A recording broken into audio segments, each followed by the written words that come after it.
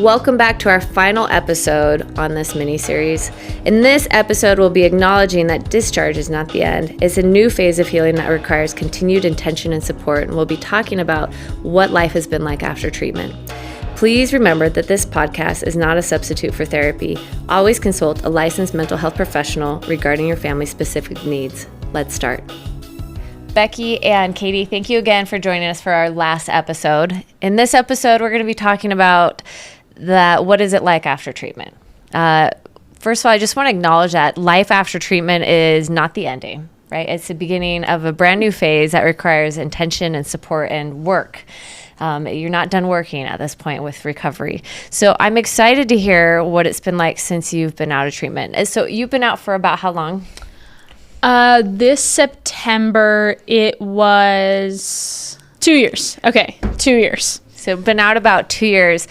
And let me start with your mom. Mom, what was it like for you to pick up your daughter after being away for so long?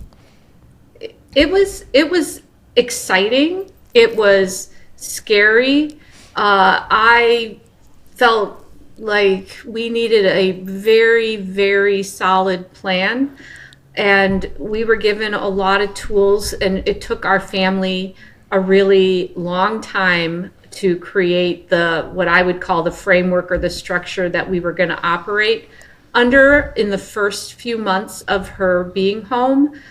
I believe that it was necessary for our family to have the structure necessary so that we were all in agreement, since it was a split household in a co-parenting situation, so that creates a little additional complexity to be sure that everybody is operating in a way that's the best way to support our daughter's success being home. So I was very excited, imagining all the great things that we were going to get to do together and the time we were going to spend together. But as the program progresses towards that exit and the next phase, the more we got to talk to her, the more we got to look forward to the fact, because we kind of knew when this was going to happen. It just felt like a natural progression. Even though it was a little scary, I felt very prepared for the next phase. That was going to be my question, is did you feel prepared by the program? So what did they do to prepare you then? There was a lot of family therapy sessions were dedicated to creating the home plan. I loved the home visits, the home visits that led up to more like longer home visits leading up. And I those are absolutely essential, because the first home visit, our daughter definitely had taken a few steps backward. But the thing that was the most gratifying for me was that the how quickly how she took accountability for what happened during that visit. That to me, and that I feel like to the therapists, we all agreed, well, that is the goal, right?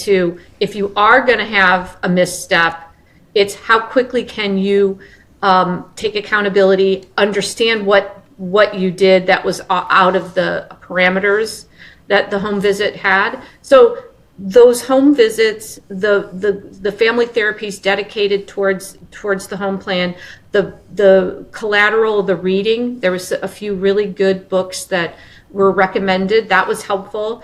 And then, a template, a literal template on what kind of categories to be considering to talk about before. You don't want to be surprised by a topic and not know how to navigate it. You want to navigate it while it's not happening, while you're not in it.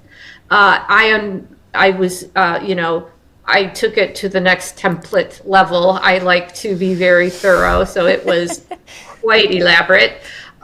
Anyway, but I feel like it helped me have a plan, right? and I had something to document and to look back to. Look what we agreed on. This is what we agreed on. And we really didn't have to visit it that much, but it was thorough for sure. Well, being able to take everything and make it explicit and to plan out the scenarios, and talk about, okay, what systems work, what don't, what boundaries are we going to have in place, what are the rules, you know, do you talk to old friends, which ones do you talk to? All those kind of conversations need to happen, because then you're not going to be surprised when they come up.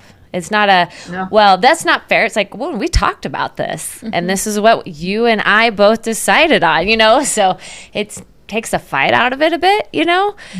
And I love that you talked about those home visits. They're essential. They're tests. How are you going to do? And I love, it's not if you're going to mess up, it's when you're going to mess up, because you're going to. You're going back to your old environment. It's going to be natural to want to go back to your old habits and behaviors. But it's, are you going to recognize it and seek accountability to change it? Absolutely. I think a huge part that was important for my side of transition was the aspect of just kind of the things we did around the phone in therapy, like fully going through my phone and talking about everything that was on it and deciding to delete stuff. It seems really scary at first as the kid, that because you're so used to what your phone looks like and everything, and wanting to get rid of stuff and people and all that stuff seems really scary, because nowadays your phone is kind of just like your little thing. Like, I don't even know. It's your diary part of you. Yeah, exactly. And so, but going through it helped going home, because it took away a little bit of that normal environment. I have now like a new phone to set me up for success. And so I think that's so important, because phones have become such a big part of our lives nowadays, and it's been the way that we communicate and connect with people now. So I thought that was super, super important, that you are genuine and vulnerable with what's on there and willing to make changes, because that was a huge part that set us up for success. Did you have to go through any social media accounts, things like that? Yep, did all the social media accounts, all of my text messages, all of my photos. Yeah, pretty much anything that could have had something that was triggering or just, you know, wasn't good for what I was going on to. Yeah, it's really looking at all aspects of your life, even electronically, and starting fresh. Exactly. Erasing those parts that just didn't serve you. I love that. Did you guys do anything different about your family dynamics? Looking at changing that? I'd say we did. So one of the things we were trying really hard and thought that it was the right approach is to try to have a balanced 50-50 sort of parental relationship, where she would be at my house 50% of the time and her father's house 50% of the time. And what we learned, the one thing different, and we learned that just wasn't working for her. Like, it just wasn't working for her. And we tried and because, you know, after you are out of the program, you still have opportunity to engage with your therapist for a while and do check-ins. And it was determined that we were trying too hard.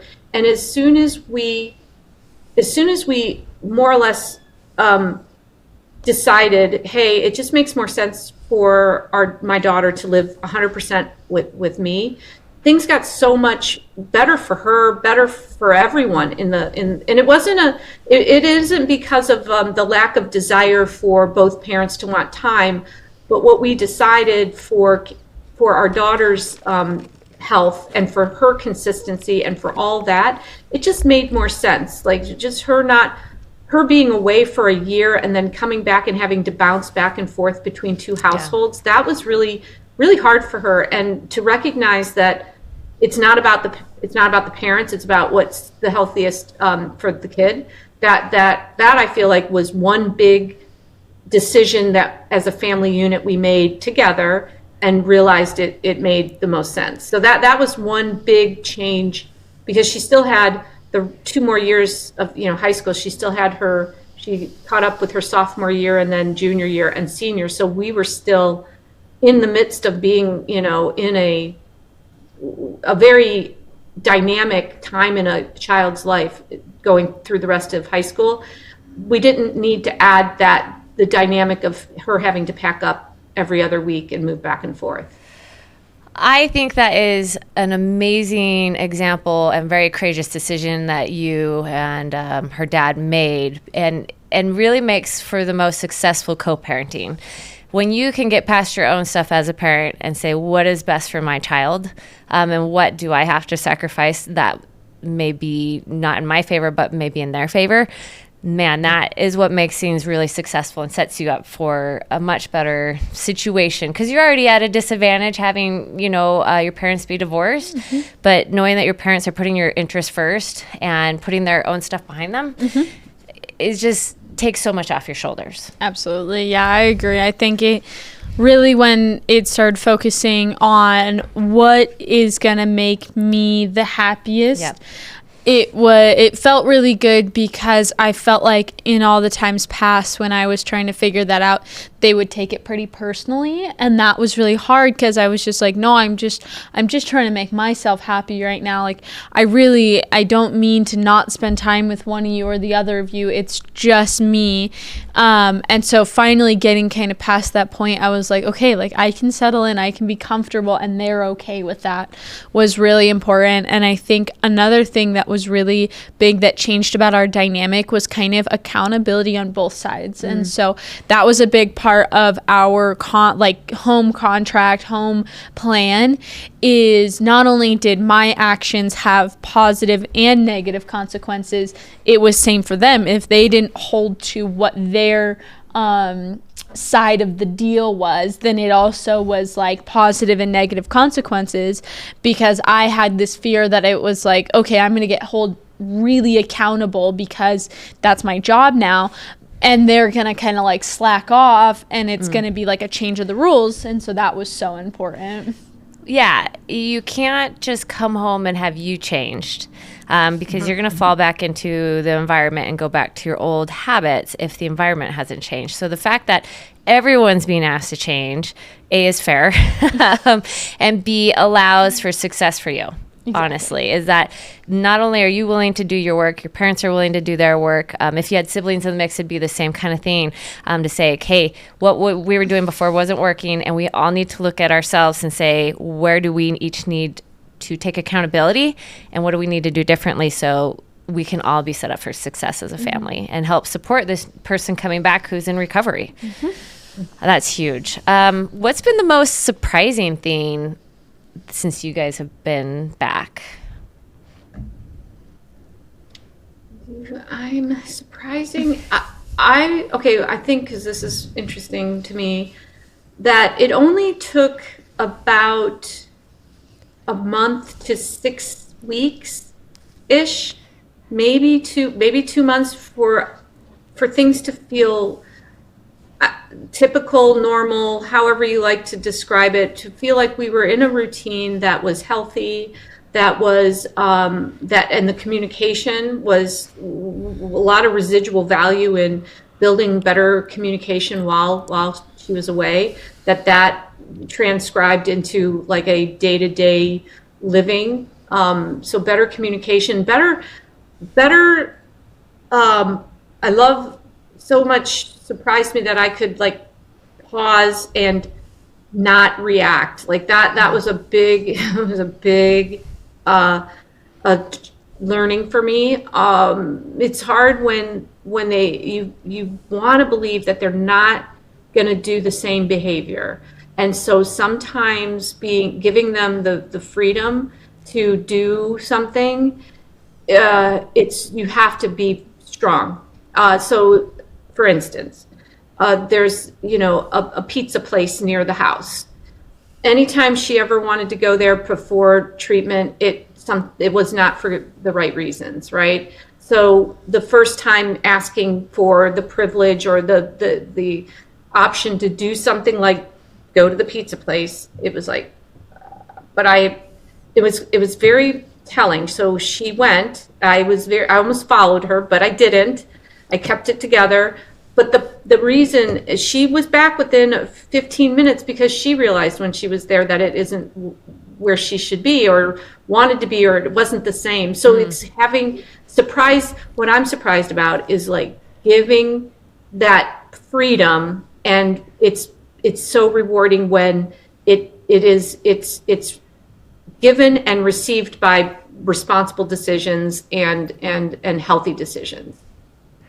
Yeah, I can just think of all those movies. I'm thinking of like Finding Nemo and stuff where the parent finally says, okay, I'm going to trust you. I'm going to let go.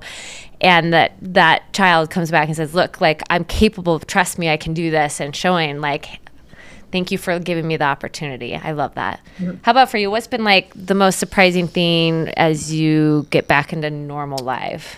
I think my biggest surprise was I could transition from being kind of like, I wouldn't call it disappointment, but very much looked down upon, like, wow, you were involved in drug use and you had to go off to rehab.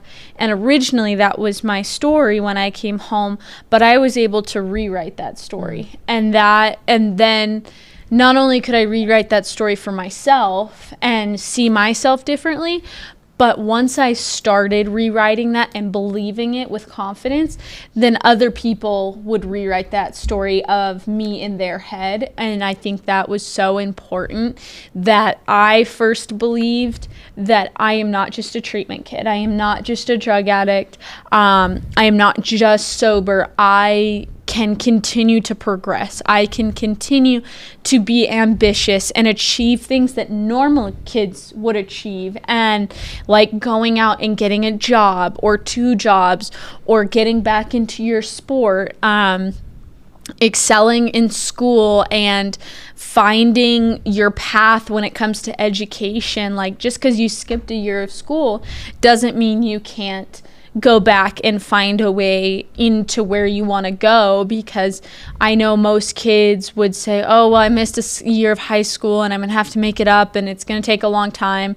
And now I can't go to college. And that I was able to rewrite that for myself. And I applied to 17 different colleges, and I had one of what I would say is one of the most incredible intro essays for a college to look at, watching a kid that went through lots of family tragedies and went through their own personal tragedies, went through rehabilitation, got sober, and then rewrote their future. That is something a college will choose any day, because that is true resilience, and that is so important for your education. And no matter how long it takes for you to finish high school or college, it is so important that you continue to be ambitious and strive for what's next. And it's also so important to open your mind up to things that you wouldn't have in the past, like whether that is new hobbies, new sports, different kinds of friends, or religion, or new pathways, or seeing a new career in yourself. It's so important to keep going those directions, because it will continue to change your life and surprise you every single day. The things that you can do when you are being told you are just this, you can be so much more than that. And finding people that see that in you too. They don't just see you as somebody that's coming out of rehabilitation or just somebody who's a recovering addict, that they see a ambitious young kid that can do anything with their life. I love that. So rather than carrying those labels with you and being stuck in that, place that people want to put you, right? Because we want to make things simple and black and white, right? Exactly. You're a druggie, or you're in recovery, or, all those kind of labels. You got to go deeper and really choose who you wanted to be. And like you said, rewrite your story, which is huge. And that really is how we overcome the shame that we carry with us in our lives, by looking at it and being like, that no longer defines who I am. I'm going to define who I am. I get to be in charge. I get to be empowered. Share with us some of our listeners your path since you've been home, finding yourself, finding the support you needed to continue on the path you left DRS from. Yeah, so I graduated on September 15th of 2023, and I came home, and one really big thing I had to overcome was within 10 days of coming home, I got surgery. Wow. Yeah, and going through like drug rehabilitation, and then having 10 days within graduation having to go on medication to numb that pain. It was a really big, like, okay, this is a test of my skills right now. Like, this is what I need to do. But it also gave me so much fuel. I was walking after knee surgery within 5 days. I was back playing starting to rehabilitate into my sports after 6 weeks. So having that motivation of being like, okay, I just tested myself and I won this time. I won. That got me working. And so then I went to a private one-on-one school for my junior year of high school, because we, as a team, both my parents and I and my school district, decided it's a little fast to get right back into the same exact environment, like line by line. So we decided to put me into a one-on-one private school about 15 minutes from my house. And this just helped me for fast track my junior year. So I was able to pick up any classes that I missed from my sophomore year, finish my junior year, and start on my senior year a little bit earlier. And I met one of the most important people that I could have met, which is my significant other. He went through rehabilitation during the exact same time I did, went through the same struggles I did, and we ended up at the same private school, which was just a leap of faith in so many ways. But being around somebody that cared about their recovery as well and cared about their moving forward was so important, because we just got to bounce off of each other. It was motivation to stay sober, and if we had cravings or any kind of downfall, like, we had somebody that genuinely knew exactly how it felt. Exactly. And so having that person to bounce off of was incredible. And then my parents getting to see that I had somebody like that, I think, was so important for their confidence in me, that I didn't just have to lean on them, who understood but didn't understand to the T of what I was going through. And so we continued to move forward and had an incredible, like, summer. I got to really just, like, kind of be a kid again that summer. I really got to spend time in the sun doing what I love and just having fun, which was kind of my first summer, just getting to kind of lay back and be relaxed. And then I walked into my senior year, which I went back to my high school, and I only had a handful of classes because I used that private school to really get me ahead. And I ended up really finding a lot of really, really good values for myself that I needed through religious context. I fixed my mental health and my addiction through rehabilitation and really got to focus on that self. And now I needed something to just fill this void of principles and values that I needed, because when I went into rehabilitation, I had very skewed values and all that kind of stuff. And then going through DRS, I got stripped down to the bone, and now it was time to fill those values. And so finding that in the religious context I did, it really helped me find love for the family unit, because like, coming from a broken family unit, I really needed to see an example of a good family unit, and loving each other for who we are, because we are made to be who we are, and the only person that can continue to change that is yourself, and to continue to move yourself along. And so I graduated my senior year with my class, and I went this past summer, I did summer sales, door-to-door summer sales. Oh, wow. Yeah. I bet you were great at that. I went out a little later than most kids, most people, because I had to finish high school and all that kind of stuff. And I worked like blood, sweat, and tears for 10 weeks. It wasn't the hardest thing I've ever done, because I would say rehabilitation, but it definitely helped me utilize those skills, and I had a reason why I was doing it, and that was because I knew that it would help me get to the future I want to be in. And so I did that for 10 weeks and then came home and spent time with my family. And then I went off to college.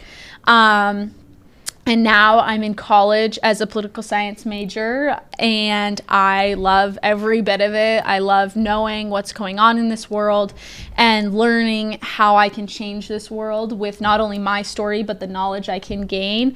I'm still dating my significant other, and we just continue to build off each other as we're growing farther and farther away from our treatment. We're learning how to become our own people that isn't determined by treatment, and we are just like moving forward and continuing to find our next goals, because obviously while you're in treatment, it's just get to the end of treatment, like survive treatment. Yep. And so you just, after that, I really say you just take it one step at a time of what your ambition is. And now that we're getting farther away from it, you get to plan more steps ahead because you know that you're stable enough to do that. And so that's kind of where my life has ended up. Is I graduated high school, I found my values and my character of who I want to be, and I have my future planned out. I want to graduate college, I want to get a master's degree, I want to go into law and just make a difference in this world, not only with my story, but to try to help others and try to get through the things that I got through and continue to see myself as a mother, because that's so important, that when you come from a broken family, that if you have the desire to have a family, to be the best parent you can be when you come from parents that sometimes you can't always look up to. I just honestly get chills just hearing your story. You are going to move mountains. You are going to make changes in this world. I have no doubt that you're already doing that. Mom, you just must be so proud of your daughter and how far she's come. Did you imagine she'd be at this place? It's interesting. She's always been very, the word precocious doesn't really describe, she's always been she has always had a strong personality. And what's really rewarding right now, and I get a little teared up, is all of that energy and that drive. I'm just so grateful that it's now driving and to a positive direction rather than that. Imagine all of that determination and energy going to someplace negative, which it was. So her ability to step out, self-assess, do the work, and then take all that her base personality is still there. She's just taking all of that that intellect, that the talent, all of those things, and she's just putting it into like a healthy direction. So that is, I can't be any prouder. It's just so wonderful to feel like, we know that DRS was a huge part of why she's able to do this now. So it almost, to her point, it's like it almost felt like it was a step that might have had to have happened in our life to be able to direct her energy in the right place. So like completely thrilled about her ambition and now the healthy direction it's taking. I mean, it's almost like you may have lost your daughter for a little bit. She was still in there in the direction she was going, but you've gotten a new daughter back. Not that you got a new daughter back, but you got a better version of your daughter back. Mm-hmm. And I'm excited to see where you go with this version of yourself. And I can tell you have a drive, a passion, an energy. I can kind of relate with that. I'm a pretty big personality myself, as you guys can tell a little bit. I'm trying to be better at letting just people tell their story and not, talking so much. But I've really just loved hearing both of your stories. Becky, what do you wish you had known before starting this journey? I think I wish I would have known that on the other side it could be as good as it is, because that would have made the tougher months less tough, knowing that but if you read the statistics, they're not always in the favor of the kids, or of the people making these massive changes. So, it's just trying to, and you got to know the person, my daughter, like I knew that was there. Like I knew it was there. It's just a matter of like having redirected all of that. So I wish I knew that it could be as good as it is now, earlier. And the other thing I just came to me, which I think is really important, is like I wish I knew not to try to compare her to other kids. Like I wish that I wouldn't have been thinking like, why couldn't she buy like, Sally, who is the perfect student and doesn't get in trouble, and but oftentimes what that means is like maybe you don't know your Sally as much as you wish you did. Like I think everybody struggles a little bit. I feel really proud of the bravery Katie showed by letting other people know she was struggling. So I wish I didn't think to compare her to other kids her age, because it didn't serve me her or myself any good to try to compare her to another kid. So I wish I knew that earlier too. That makes a lot of sense. I think it's natural to compare when you're going through such hard times, especially with your child that you love and can see their potential, right? To want to be like, I wish we were in a different place, right? And looking at other people and assuming. But you're right. Everyone has their struggles, and we don't always see those struggles, like you were saying. And it's hard when you're in those dark spots to know that there's light at the end of the tunnel. And I look back, I think, at my own life when I've gone through some of my own darkest moments and think, I don't know if the Tiffany then would know where I'm at now and believe that I got to where I'm at, and the other side that I came out on. If you told that Tiffany, so many years ago that you're going to be at this spot, I would have not believed her, And so it's hard in those moments to know that, there's hope and healing on the other side.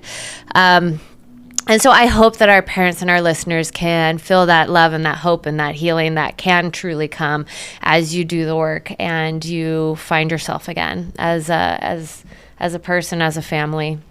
Yeah. What advice would you want to give to either a girl or their family who are considering treatment? I think one of the biggest things I would say is understanding that every step of your life and your daughter's life and the parent's life is going to go the way that it is supposed to go. Like this treatment and this is it's going to run its course, and it's doing what it's supposed to do. And as I said earlier, it's like not only are you saving the kid's actual life when you do this, but you are saving their future life, and you are changing the course of their future life, which is so incredibly important, because there are so many people that don't have that mentality and end up coming out of treatment and just falling back where they were because they didn't understand that this is their new start, this is their new opportunity. And so to just rewire that into, I can make my future in anything I want it to be after this opportunity, because you are getting a full restart if you let yourself. And it's just so important to take advantage of your future, because it's the only one you have. And you don't want to just end up as a statistic. You don't want to end up the way you just came from. You want to end up being somebody that somebody else can look up to, somebody else that can hear your story and make a difference in their heart, because it is so important to if you have a successful story, it's so important to share that, because that kind of support can help fuel other people's future and saying, okay, if they did it, I can do it as well. I just really love your, I'm going to say, defiance and passion and determination to be a change agent, to be a transitional character in your story, and not think, most people who are going down this road don't end up in a good place. I'm going to show them. I'm going to be different. And I hope it inspires our listeners, our parents, even if a teen's listening to this, that you don't have to fall into that. You can change. There is hope. There is healing ahead for you. Yeah, and even if you are out of treatment and you have fallen back into your old patterns, you still are able to take hold of your life and your future and change it now. There's never a better time than right now. And there's never better moments to change like right this moment. And I know that any person around you that will know that you want to change and know that you want better for yourself, that you will just be surrounded by love. And love is so important to have around your child, or as just a girl, to feel loved in your process of life, and it will always be there as you change and grow, and just it is one thing that will always be stable. Thank you so much, Becky and Katie, for joining us, for sharing your story. It has been, I've said it multiple times, but I honestly mean it, an honor to be able to hold space and to hear your story. And I really hope that the listeners can hear the emotion in all of our voices to witness your healing process and your recovery. And there is hope and healing for anyone who's listening. It's always a possibility. Thank you again for joining. Yeah, thank you for giving us the opportunity.